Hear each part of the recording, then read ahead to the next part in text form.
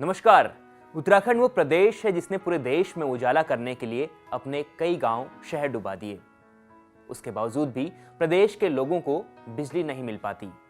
पिछले कई दिनों से राज्य में बिजली कटौती की खबरें सामने आ रही हैं और इन खबरों को सुनकर ये सवाल मेरे मन में आता है कि हमने टिहरी, लोहारी और न जाने कितने गांव जल विद्युत परियोजनाओं के लिए खो दिए, फिर भी हमारे लोगों को अंधेरे में भी रहना पड़ रहा है।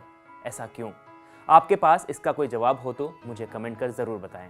उत्तराखंड में जिस तरीके से जल विद्युत परियोजनाओं पर काम चल रहा है, गांव डूब रहे हैं, संस्कृतियां खत्म हो रही हैं, तो ऐसे में आज मैं आपको भविष्य में बनने वाली एक और सबसे बड़ी जल विद्युत परियोजना के बारे में बताने जा रहा हूं। इस परियोजना के तहत जो बांध बनाया जाएगा वो दुनिया का दूसरा सबसे बड़ा बांध होगा। आपको यह भी जानकारी दे दूं कि 3 जॉर्ज डैम जो चीन में है वो दुनिया का सबसे बड़ा डैम है। अब वापस लौटते हैं उत्तराखंड में बनने वाले भारत के सबसे बड़े बांध पर। यह परियोजना भारत और नेपाल की साझा परियोजना होगी और जिसका नाम है पंचेश्वर बांध।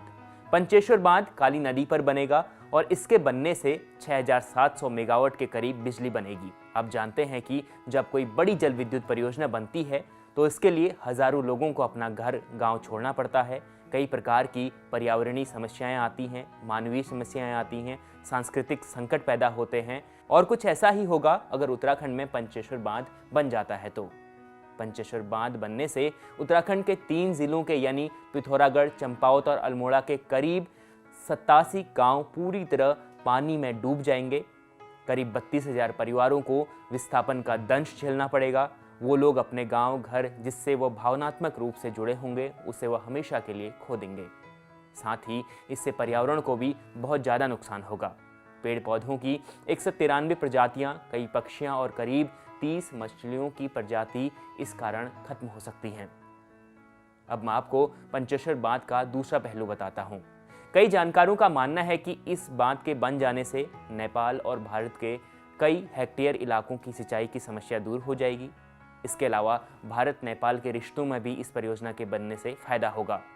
लेकिन सवाल उत्तराखंड की जनता का है, उन्हें इससे क्या फायदा होगा? क्या पंचेश्वर बांध बनने से उत्तराखंड के लोगों को रोजगार मिल पाएगा? क्या पंचेश्वर बांध बनने से उत्तराखंड के लोगों को फ्री में बिजली मिल पाएगी? सवाल कई हैं, फायदे भी कई हो सकते हैं, लेकिन जो लोगों को विस्थापन का दर्द झेलना होगा वह इन फायदों से कई गुना ज्यादा होगा। पंचेश्वर बांध बनने को लेकर आपकी क्या राय है और इस परियोजना से जुड़ी और भी तमाम जानकारी अगर आप जानना चाहते हैं तो मुझे कमेंट कर ज़रूर बताएं।